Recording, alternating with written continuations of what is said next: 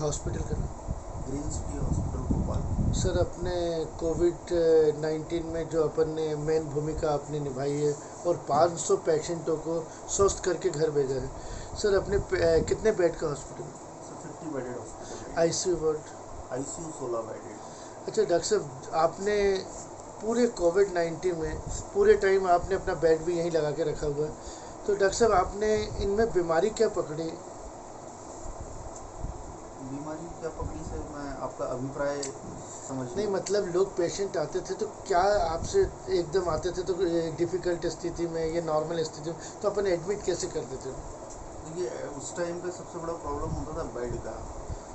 मजबूरी में कई बार चाहते या ना चाहते हुए भी हमें मरीज के परिजनों से ये अनुरोध करना पड़ता था कि आपको कहीं और ले जाना है। कई बार हम उनकी कुछ सहायता कर पाते थे अगर हमारे परिचित में या कहीं भी। और एक पोर्टल भी बना था जो शर्मा जी ने बनाया था, जिसमें भोपाल खाली बेड जानकारी करके करीब 160 अस्पताल से ऊपर के संचालक उसमें मौजूद थे ग्रुप में। और समय समय पर हम आपस में कोऑर्डिनेशन के लिए वो ग्रुप काम करता था। वो ग्रुप अभी भी है कि अगर किसी के पास भी बेड अवेलेबिलिटी बनती थी तो वो कंसर्न उस हॉस्पिटल का संचालक या मैनेजर उस ग्रुप पे अपडेट कर देता था। तो उस ग्रुप से हमें कई बार काफ़ी मदद मिली और कई लोगों को मदद मिली कि भाई ठीक है ग्रीन सिटी में नहीं है पर उदाहरण के लिए एवीएम में है या एलबीएस में है उस टाइम पे, तो आप वहाँ चले जाइए या वहाँ बात कर लीजिए। हम लोगों ने कई लोगों को भेजा और अपने यहाँ तक अगर बेड अवेलेबल है तो प्रायोरिटी पे उसको एडमिट करना ही है, उसमें कोई दो राय है ही नहीं। नहीं सर, मैं ये पूछना चाह रहा हूँ, जैसे ऑक्सीजन की बहुत दिक्कत आई उस टाइम और रेमडेसिविर इंजेक्शन की बहुत दिक्कत आई, जैसे बेडों की दिक्कत आई, ऐसे अपने इधर कितने पेशेंट बाहर से और अपने कहाँ कहाँ के पेशेंटों को आपने स्वस्थ करके भेजा? देखिए बेसिकली भोपाल और आसपास के जो 10 ज़िले हैं वो तो है ही हैं, भोपाल, छिंदवाड़ा, गुना, राजगढ़, होशंगाबाद। और आउट ऑफ स्टेट अगर मैं बात करूँ तो यूपी में ललितपुर और झांसी के काफ़ी पेशेंट्स यहाँ पर आए। और सर, डेथ रेशो क्या रहा है अपना? डेथ रेशो जो ऑल ओवर रहा है वो 3 से 4% का रहा है इस पैंडेमिक में। सर रेमडेसिविर की ज़रूरत कितने केसेस में और कितने मरीजों को दिए गए? रेमडेसिविर देखिए ऑलमोस्ट मेरे ख्याल से 60 से 70% मरीजों को दिए गए हैं। और सर, शासन ने अपने हॉस्पिटल को भी 25 हॉस्पिटलों को चुना है जिसको कोविड 19 का फिर से सेंटर इलाज बनाया कर जाए। सेंटर बनाए जाने की दर्जा दिया गया। तो अब इसमें अपन तीसरी लहर के लिए क्या तैयारी कर रहे हैं सर? देखिए तैयारी जो मेन है वो तो स्टाफ से है सबसे पहले, क्योंकि जो मरीजों की सेवा करने के लिए ज़रूरत है वो स्टाफ की है, ऑक्सीजन की है और मेडिसिन की है। अभी हाल फिलहाल की सिचुएशन में ये सारी चीज़ें पर्याप्त हैं। ग्रीन सिटी अस्पताल में भी ऑक्सीजन जनरेटर प्लांट ज़रूर नहीं है, जिसके लिए हमारी 3-4 पार्टियों से बात चल रही है।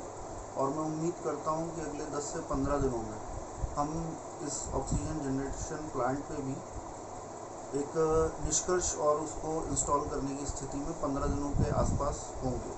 सर, पेशेंट बढ़ते हैं तो आप नया एक कोविड सेंटर आपने और भी बनाया था पेशेंटों के लिए कि किसी को परेशान ना होना पड़े, तो और आप इसको मोटिवेट करेंगे आगे चल के? देखिए प्लानिंग्स तो हैं। हमारा दूसरा जो एक विंग है चिराग चिल्ड्रन हॉस्पिटल के नाम से, वो एक्चुअली इस पेंडेमिक के पहले वो मतलब लास्ट सितंबर 2020 से कोविड सेंटर था अभी तक। रिन्यूअल हमने उसका भी अप्लाई किया था, पर अभी मैं अपडेट नहीं हूँ इस बारे में कि ग्रीन सिटी के साथ चिराग को भी अप्रूवल मिला है कि नहीं।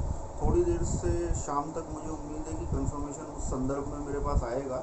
और मैं उम्मीद ऐसी करता हूँ कि शायद ग्रीन सिटी के साथ चिराग को भी अप्रूवल आगे का मिला हो। सर 25 अस्पतालों में आपका नाम आया है, तो शासन की गाइडलाइंस के अनुसार हमें यहाँ पे क्या क्या व्यवस्था रखनी चाहिए और हम क्या क्या रखेंगे? और ब्लैक फंगस एक जो बीमारी है या बच्चों पे आने वाली है, उसी को देखते हुए अपने अस्पताल को भी कोविड से रिन्यूअल करा गया है दोबारा से, तो हम क्या क्या यहाँ पे अब और करेंगे इसको लेकर? देखिए पहले से जो कोविड प्रोटोकॉल्स हैं या जो शासन की मैंडेटरी रिक्वायरमेंट्स हैं वो समय समय पे हम सभी पहले से फुलफिल हैं। समय समय पे हम उनका जो रिहर्सल होता है या मॉक ड्रिल होता है या उनकी एश्योरिटी होती है उसके लिए हम वीकली एक मॉक ड्रिल भी करते हैं। और पूरा प्रयास हमारा ये रहता है कि हम उन रिक्वायरमेंट्स को समय समय के साथ जो सीनियर्स द्वारा मेडिकल फैटर्निटी के या एम्स की जो गाइडलाइंस आती हैं समय समय पे उनको अपडेट करते रहें। और बीच में हमने रेमडेसिविर को भी लेके एक उपलब्धता हासिल की थी कि जो हेट्रो कंपनी ने कोविड सेंटर को डायरेक्ट सप्लाई दी थी, तो वो हमें लास्ट मंथ हेट्रो कंपनी से डायरेक्ट सहयोग मिला था, जिसकी वजह से हम अपने पेशेंट्स को और भोपाल की जनता को रेमडेसिविर उपलब्ध करा पाए। सर शासन से नहीं मिले हमें रेमडेसिविर? शासन से भी मिले हैं, शासन ने तो पूरा सहयोग किया ही किया है।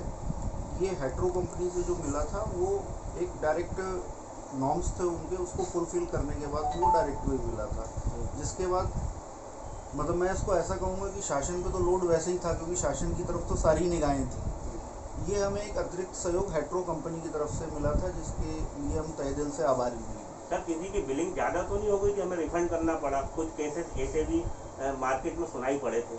नहीं, देखिए मैं जहाँ तक रेट लिस्ट की बात करूँगा तो उस दौर में जो ये पेंडेमिक का दौर था, मैं मतलब इस चीज़ से काफ़ी हर्षित हूँ अपने आप में, क्योंकि ये एक समाज सेवा का भी काम था।